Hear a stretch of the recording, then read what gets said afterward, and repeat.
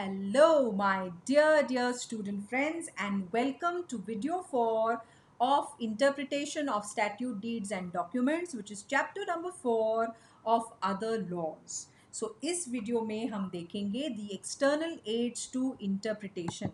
अब तक we have studied the meaning of words like statutes, documents, instruments, deeds, interpretation. What is the importance of interpretation? Interpretation के क्या rules है, primary rules कौन से हैं, लिटरल कंस्ट्रक्शन का रूल यूज होना चाहिए या रीजनेबल कंस्ट्रक्शन का या हार्मोनियस कंस्ट्रक्शन का या मिस्चिफ रूल क्या है. We understood the primary rules, we also understood the secondary rules of construction.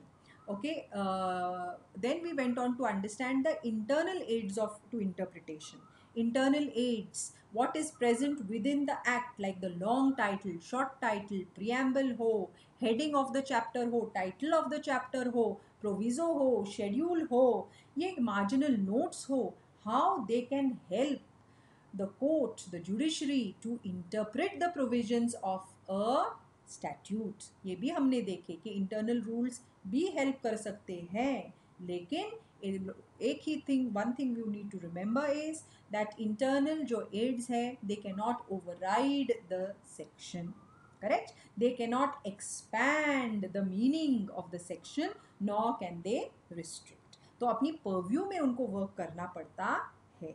उसी तरह है एक्सटर्नल एड्स टू इंटरप्रिटेशन में, जिसमें हम देखेंगे historical setting, consolidating acts and previous laws, usages, earlier later and analogous acts, dictionary definitions क्या है and use of foreign decisions या कन्वेंशंस कैसे इन्फ्लुएंस कर सकते हैं, कैसे अफेक्ट कर सकते हैं, कैसे हेल्प कर सकते हैं to interpretation of a statute और any specific provisions of a statute. Okay, so let us see what are the external aids. पहले है हिस्टोरिकल सेटिंग. देखो, history of the external circumstances जो है which has led to the enactment of that particular statute. मतलब अगर हमको किसी statute को इंटरप्रेट करना है तो पहले तो we have to apply the primary rules, लेकिन फिर भी अगर उसको इसमें इन डेप्थ हमको थोड़ा सा और इन्फॉर्मेशन चाहिए तो लॉ कहता है उस एक्ट कि पास्ट में जाओ, उसकी हिस्ट्री में जाओ. उसकी हिस्ट्री में जाओ का मतलब क्या है, दैट जब वो एक्ट पास किया गया था देखो कि उसके पहले कोई एक्ट था या नहीं था. ये एक्ट कम्प्लीटली नया एक्ट है या पहला कोई ऐसा ऐसा एक्ट था जिसमें कोई खामियां थी, सम गैप्स थे जिसको फिल करने के लिए नया एक्ट किया गया है. So what were the social, economic, political conditions at that point of time in the country when those laws were framed. Today, when we refer to certain provisions of acts which have been passed in 1872 का act हो, contract act का, negotiable instruments act हो 1881 का, या general clauses act हो 1897 का, sometimes we may think कि अरे ऐसे प्रोविजन क्यों किए गए हैं, अभी तो ये रेलिवेंट भी नहीं है, अब भी ये रेलिवेंट नहीं है. लेकिन जब वो बनाए गए थे उस टाइम वो बहुत रेलिवेंट थे. So we need to go into the historical background of the act. We need to take into account the facts which may be necessary to understand the subject matter of the statute as well as the surrounding circumstances. अगर हम इन तीनों acts की बात करें, that time India was not independent. India was under the British rule. So some students ask कि ma'am हमारा Indian contract act जो है उसमें लैटिन मैक्सिम्स क्यों है. लैटिन मैक्सिम्स इसलिए है because when the act was implemented on 1st of September 1872, India was not a free country. It was under the British rule. And that time, in Indian Contract Act, the Britishers have borrowed a lot from their English law. And the English law has borrowed a lot from the Roman law. So naturally, Roman law में तो होने ही वाले हैं Latin maxims, वो British law ने accept किए और उसी तरह वो उन्होंने हमारे इंडियन कॉन्ट्रैक्ट एक्ट में ये सब डाल दिया. So we have the Latin maxims. So when you have to understand them, go into the history कि ये कैसे है, क्यों आया है. When we are understanding the historical setting, we also have to understand about the history of the legislation. The facts which gave rise to the enactment may also be used to understand the meaning and to form a conclusive argument. When we are taking into account the history, we may also refer to the speeches made by the people who introduced these bills into the house of the parliament. तो जब ये act पास हुआ था तो किसने किस house में इसको इंट्रोड्यूस किया था, कौन था जो वो स्पीकर कौन था जिसने ये इंट्रोड्यूस किया था, वो स्पीच में क्या क्या लिखा गया था, what was the speech which was made, what were the जो डिबेट चला आफ्टर इट्स इंट्रोडक्शन, जो डिबेट चला हाउस में, क्या क्या आर्ग्यूमेंट्स प्लेस किए गए थे on the floor of the house, ये सब रिकॉर्ड होता है. So you can even refer to that, what was the speech, speech में क्या क्या कंटेंट था, आर्ग्यूमेंट्स क्या क्या प्लेस किए गए. फिर उसको अगर किसी रिव्यू कमेटी को सबमिट किया था, remember when we did companies act, मैंने हिस्टोरिकल सेटिंग में आपको सब बताया था कि कब वो इसको इंट्रोड्यूस किया गया था, फिर कब review committee had to bring about some changes in it and then they gave their suggestions to it. तो ये सब can be taken to account while understanding the history of the act. जो report of expert committees दिए गए थे, that can be taken into consideration. Okay, so yes, the history, the parliamentary history, the speeches, the debates, the reports of expert committees, all this, that is the surrounding circumstances, all this can be taken into account while understanding the historical setting of the act. Okay, then is consolidating statutes and previous law. Consolidating statutes and previous law का मतलब क्या है? इसका मतलब है that example आपने general clauses act पढ़ा है. जनरल क्लॉजेज एक्ट 1897 के प्रियम्बल में ये लिखा गया है that the General Clauses Act 1897 was enacted on March 11, 1897 to consolidate the General Clauses Act of 1868 and 1887. मतलब 1897 का जो General Clauses Act है, it is not a completely new act. उसके प्रियम्बल में ही ये वर्ड्स मेंशन किए गए हैं that it is an act to consolidate the previous acts. और जहाँ पे भी आप ये प्रियम्बल में वर्ड पढ़ते हो an act to consolidate the previous acts, इसका ये मतलब है कि इस intention of this new law is not to alter और change the previous two acts. Okay, so यहाँ पे the intention of General Clauses Act of 1897 is not to bring about alterations and changes in the earlier two General Clauses Act, but to bring all the provisions together in the form of General Clauses Act 1897. तो जब interpretation हो रहा है general clauses act 1887 के किसी provision का, can the courts also take into account the interpretation of the same provision in General Clauses Act of 68 and 87? Yes. So interpretation that the old act has received in the past shall continue to apply even in the new act. मतलब General Clauses Act of 1897 एक ऐसा act है which has been formed to consolidate the previous two General Clauses Act. एक था 1868 का और एक था 1887 का. तो अगर 1868 का जो जनरल क्लॉजेज एक्ट के का कोई प्रोविजन हो, उसमें अगर कोई इंटरप्रिटेशन किया गया है कोर्ट ने, और अगर 1897 में भी वो वही प्रोविजन है ना, तो can the court also refer to the interpretation of 1868 का एक्ट का? Yes, because it is not a completely new act, it is a consolidating act. Okay, and how do we know it is a consolidating act? Because उसके preamble में ये words mention किए जाते हैं. Okay, that it is a consolidating act. So this is what it is being said here, that is consolidating act. Please understand, ऐसा भी हो सकता है that often an old act is repealed. Sometimes, जो हम आगे देखेंगे, sometimes old act complete repeal हो सकता है and it is replaced by new act. लेकिन अगर ये consolidating statute है तो ऐसा नहीं होता. It is old act complete repeal होके नया नहीं बना है. So यहाँ पे क्या हुआ है, ये consolidate हुआ है. Okay, so अगर can we refer to the interpretations of the earlier acts? तो आंसर लॉ कहता है yes. Okay, then moving on further, usage. तो यूजेज क्या है? At times usages can also be taken into consideration while interpreting a statute. उसका usages कैसे किया गया है that can be taken into consideration. मतलब many times acts, now here we are saying small a, मतलब actions. Okay, acts which are done under a statute, they provide us with a key to understanding the statute itself. Okay, so in case the language of the act is doubtful, to determine its true meaning, then we can take the help of usage. That is how the language has been used and interpreted so far. मतलब यही, अगर language थोड़ी सी इस provision की confusing है तो court कहेगा कि इसी वर्ड्स का इंटरप्रिटेशन पहले किसी जजमेंट में, किसी केस लॉ में कैसे किया था, then we can refer to the same usage. So if this provision is a little confusing in this act, then in that particular case law, previous case law, how was the interpretation done, then we can refer to the same thing, that is usage. What was used earlier can be used in the interpretation here now also.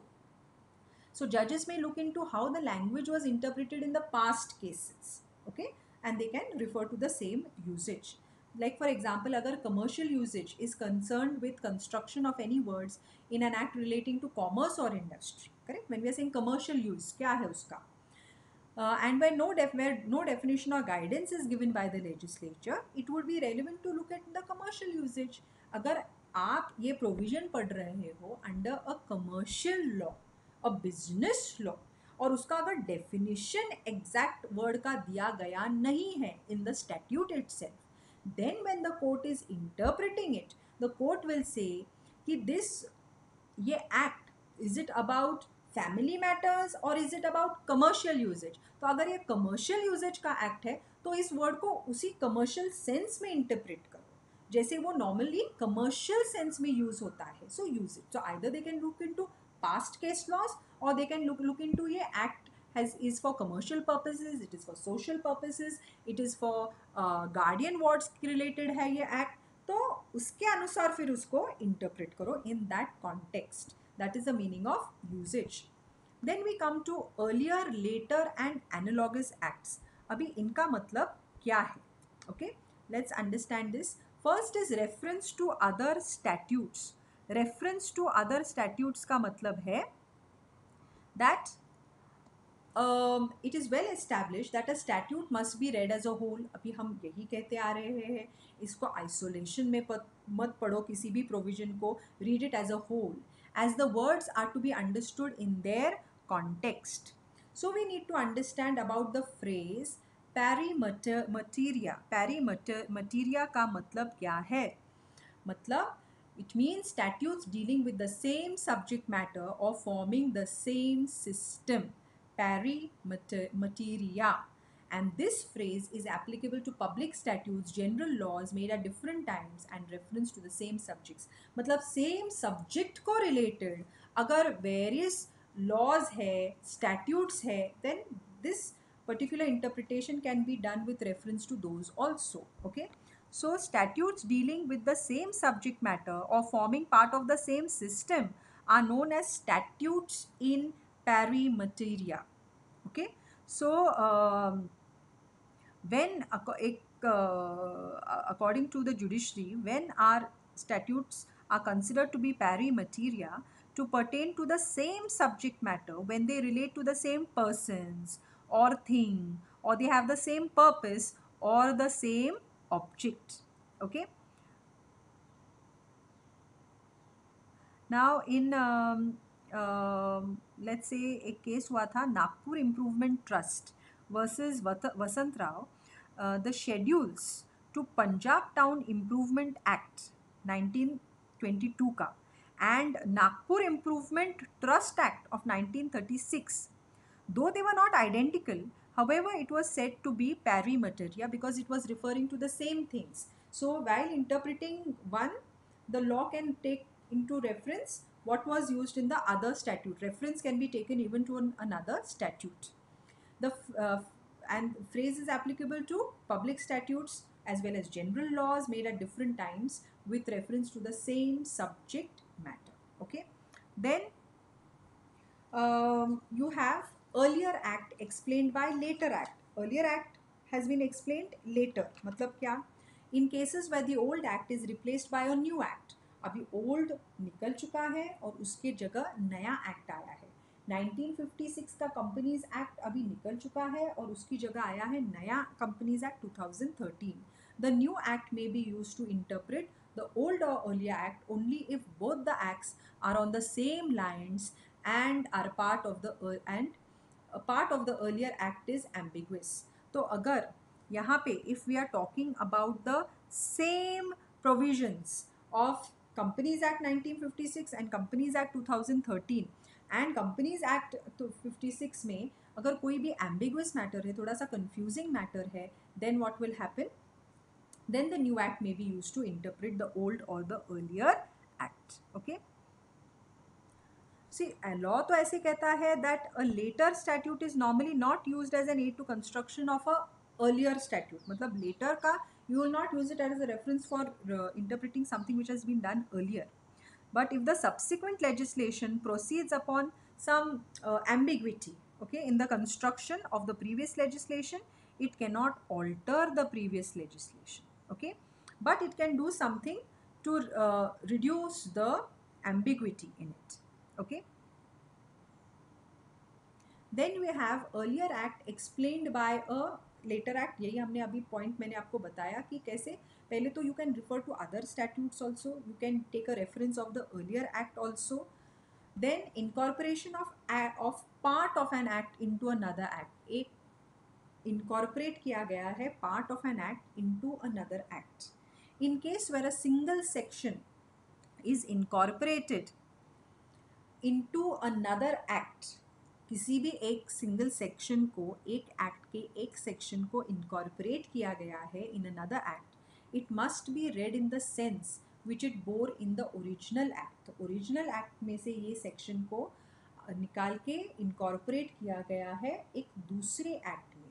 तो law कहता है अगर हम वो नया दूसरा act पढ़ रहे हैं और उसका वो प्रोविज़न पढ़ रहे हैं, वो जो दूसरे एक्ट से निकाल के इधर डाला गया है, then that section has to be read in the sense of the meaning which it had in the original act.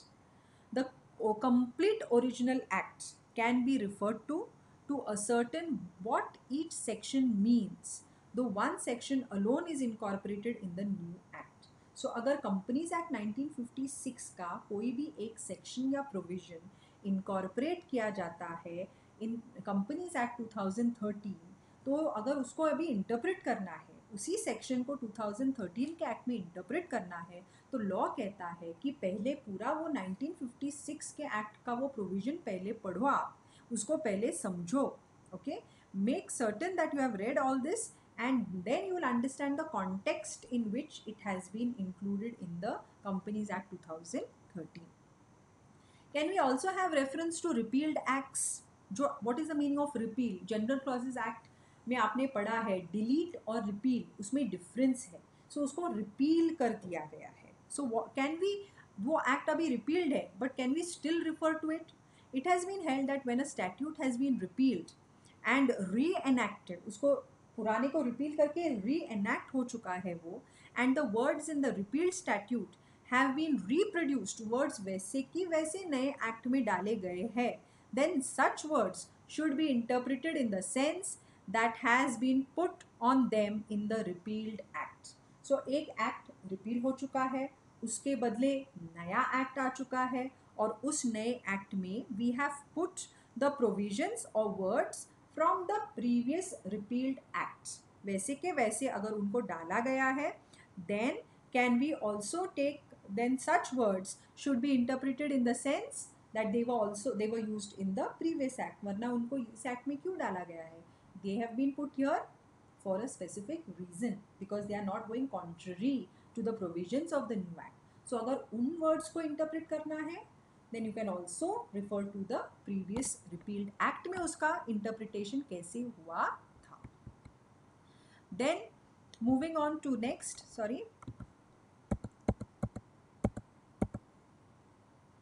incorporation of part of the act and into another act and reference. Okay, next we have dictionary meanings. Dictionary meaning मतलब if a word is not defined under the act itself, हमने पढ़ा है कि अगर word का meaning act में नहीं है, can we also refer to the general clauses act. ठीक है, तो उसमें देख लो आप.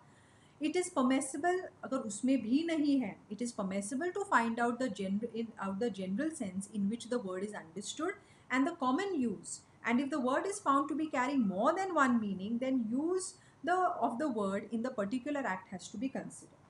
तो यहाँ पे 3 फैक्ट्स हैं.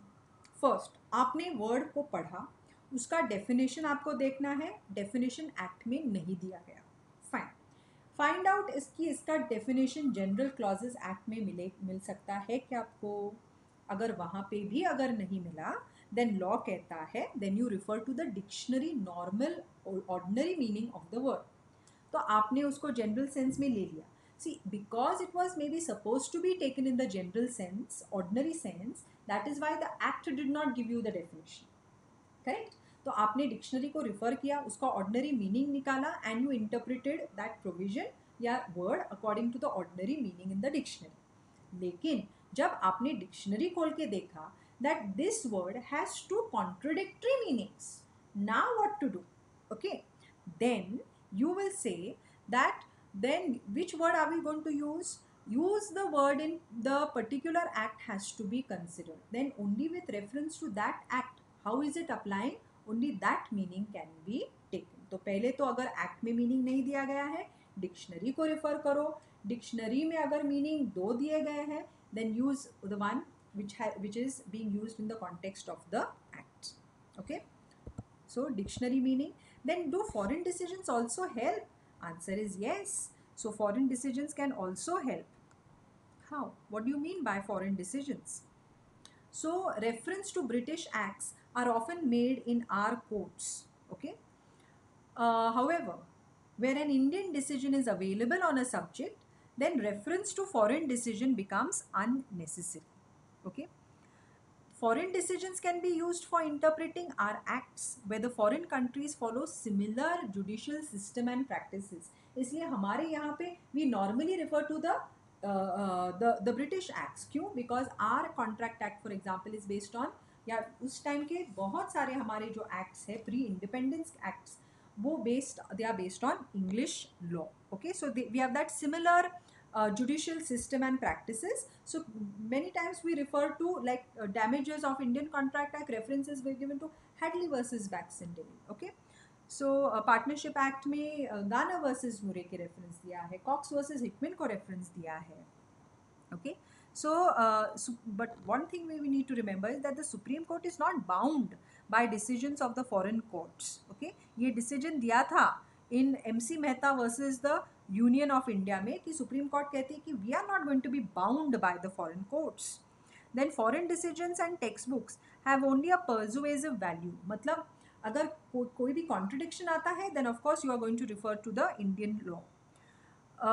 So they can be referred to, yes, but keeping in mind that there is nothing repugnant about it. Okay, so ये थे external aids to interpretation, जिसमें हमने देखे we understood about the historical background, we understood about the ये act नया act है या consolidated act है, वो भी हमने देखा.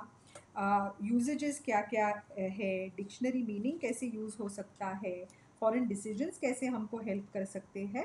So that is what we have understood in the external aids. And now moving to the last part, and that is what are the rules of interpretation. See, हमने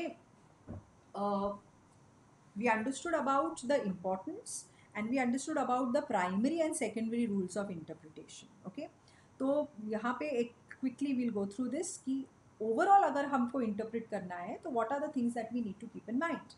Firstly, that statute has to be read as a whole in order to get the complete meaning. ये हमने पढ़ा है. We cannot read anything in isolation. अगर हमने एक section पढ़ा है, we want to get complete understanding of it, we need to look into its preceding and succeeding sections as well, provisions as well. We have to read the entire context and not in isolation. Interpretation can be done by an informed and reasonable person. You cannot be a fanatic. You cannot have your own preconceived ideas. जैसे हम कहते हैं कि अगर हमको कोई भी चीज़ को लर्न करना है तो पहले हमको उसको डी-लर्न करना पड़ता है. You can not go with already your head full of ideas, then nothing will get absorbed. You have to be a sponge when you're interpreting. You cannot be a wall कि कोई भी नया thought आता है, कोई भी thought आता है, उसको आप रिपील कर रहे हो, नहीं. So it has to be done by an informed and reasonable person. When you are interpreting, you cannot have your own whims and fancies, your own ego issues, your own personal expectations also and choices also coming into it. So the golden rule of interpretation is to ascertain. See, when we are talking about reasonable person, reasonable person क्या करेगा? Reasonable person interpretation के time पे remedy को advance करेगा और मिसचिफ को control करने की कोशिश करेगा. वही तो, those are the science of a reasonable person, no. Golden rule of interpretation is to ascertain the intention of the parties to the instrument after considering all the words in their ordinary natural sense. तो पहले जो हमने golden rule पढ़ा है ना literal construction का, first try to understand the grammatical meaning, the ordinary meaning, the natural meaning, and उसमें अगर कुछ भी problem नहीं है तो take it as it is in its actual raw meaning form. It is important to construe matlab interpret the terms of one deed by reference to terms of another.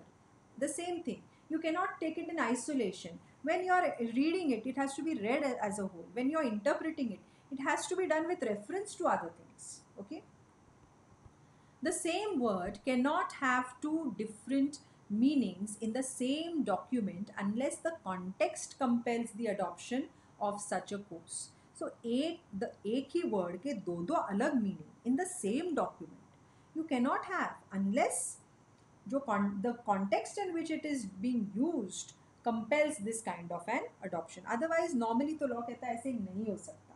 एक ही word है और यहाँ पे आप उसका पॉजिटिव मीनिंग ले रहे हो, यहाँ पे आप उसका नेगेटिव मीनिंग ले रहे हो, नहीं. In case of conflict between clauses of the same document, एक ही डॉक्यूमेंट में दो क्लॉजेज के बीच में कॉन्फ्लिक्ट है, then the clauses have to be interpreted in a way so as to give effect to all. ये हमने ऑलरेडी पढ़ा था when we were doing the primary rules. And if this is not possible, then the earlier clause shall override the latter one. When the courts interpret an argument between the parties in a certain way, then in subsequent litigation, that interpretation would be binding on the parties and it will not be open to the parties to invite the court to reconsider the document. मतलब क्या? जब court interpret कर रहा है किसी agreement को between the parties in a particular way, in a certain way, then जो subsequent litigations है ना, that interpretation only will be binding on the parties. तो अगर एक इंटरप्रिटेशन के बाद द पार्टीज कैन नॉट से अच्छा अभी आपने ये इंटरप्रेट किया, करेक्ट, लेकिन सब्सिक्वेंट लिटिगेशन में we are telling you please change that approach, please change that interpretation to the agreement, तो कोर्ट कहेगा ऐसे नहीं हो सकता. Okay, so this is about the rules of interpretation. So यहाँ पे अंडरस्टैंड कि क्या क्या presumptions, what are all the presumptions that can be made while interpreting a statute to avoid any kind of confusion. Like a summary, I'll just quickly go through it. First of all, words in a statute are to be used precisely. They cannot be used loosely. You cannot say nahi abstractly you cannot make use. ये बहुत important rule है interpretation का. Okay. Then rights once given cannot be taken away without express words or necessary compensation. जैसे अगर एक litigation में court ने ये interpretation दिया है, then you cannot make the court change it. Statutes, they have to be inconsistent with the overall principles of international laws as well. Statute is always enacted prospectively unless expressly stated to be applicable with retrospective effect. हमेशा उसको prospectively ही उसको apply किया जाता है unless it is specified specifically. Then legislature confers power necessary to carry out the duties which have been imposed on it. मतलब legislature जब भी legislature, as you know, legislature is in charge of making of the laws. So they have to act within the powers given to them for interpretation of these making also and interpretation also of these laws. Okay, so क्या था ये? In this entire thing we must understand कि जब court के सामने interpretation court को करना पड़ता है, the court must try to determine how a statute should be enforced, that is statutory construction बहुत ज़रूरी होता है. अगर द प्रोविजन कोई भी स्टैट्यूट में प्रोविजन हो, it is open to two different interpretations, then the court has to choose that interpretation which represents the time intention of the legislature. उस टाइम पे लेजिस्लेचर का इंटेंट क्या हुआ होगा when they made that law. We must also keep in mind, मतलब judiciary also needs to keep in mind that the legislature is supreme when creating the law. और court क्या कर रहा है? Court is merely interpreting that law. And by interpretation, the court cannot make any sweeping and major changes in the operation of the law itself. Okay, so ये जो हमारा video था, as I already told you, it is a short video because we have covered mostly all things in detail in the earlier 3 videos. तो इसमें हमने सिर्फ cover किए थे external aids to interpretation and we just summarize the rules of interpretation, कैसे logical reasonable person has to apply it, conflict हुए तो कैसे उसको सॉल्व किया जाता है. The courts can not override the power of the legislature, please understand that. Okay, you have to interpret it in such a matter that there should be harmony, harmonious blend आना चाहिए. So with this we have completed our external aids. We have completed in fact our entire chapter 4 of interpretation of statutes, deeds and documents. तो start to and हमने सब points इसमें cover कर चुके हैं इन 4 videos में. अब रहता है writing practice, which I have told you that I will be sending you practice papers which will help you to understand कि general clauses act as well as interpretation of statutes, deeds and documents के answers आपको कैसे लिखने हैं. In addition to that, if any one of you has any doubt, any questions which need clarification, please get back to me. And also a very important thing is, students generally when they are reading this chapter and trying to understand this chapter, they may feel कि ये बहुत theory based chapter है. But please don't worry, it is still a important chapter. As I told you, as a student of law, you must be able to know this chapter कि कैसे interpretation होता है, court कैसे provision को apply करते हैं to particular cases. So as a student of law also it is very important. And exam में as I told you 8 to 10 mark का क्वेश्चन इसके ऊपर आपको ज़रूर आएगा. Okay, so we will end our video here. Thank you very, very much, all of you. Any doubts, any questions, please feel free to get back to me. Thank you.